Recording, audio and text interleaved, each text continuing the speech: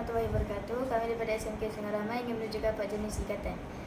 Ikatan pertama, ikatan silang dua batang kayu.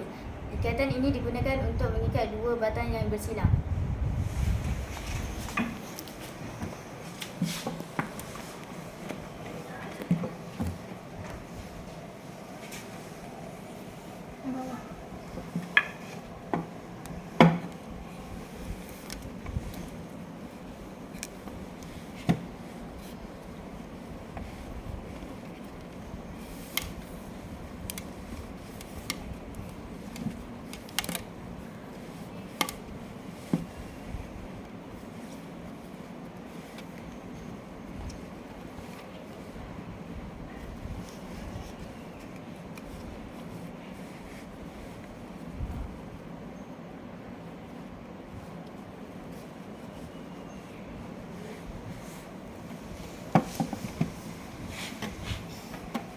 Yang kedua ialah ikatan simpul manual. Ikatan ini digunakan untuk memulakan dan mematikan ikatan.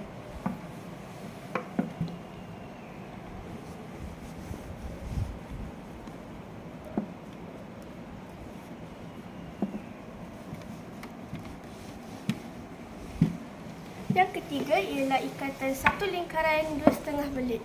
Ikatan ini digunakan untuk mengikat tali pada permukaan licin atau bulat.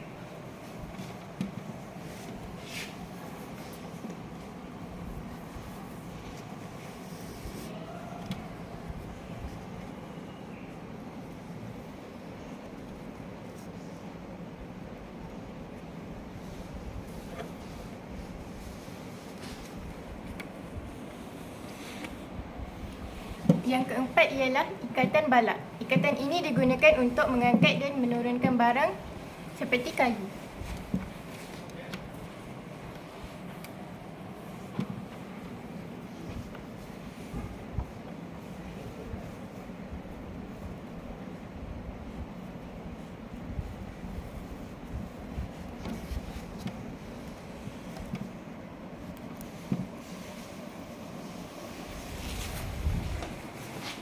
Sekian, terima kasih.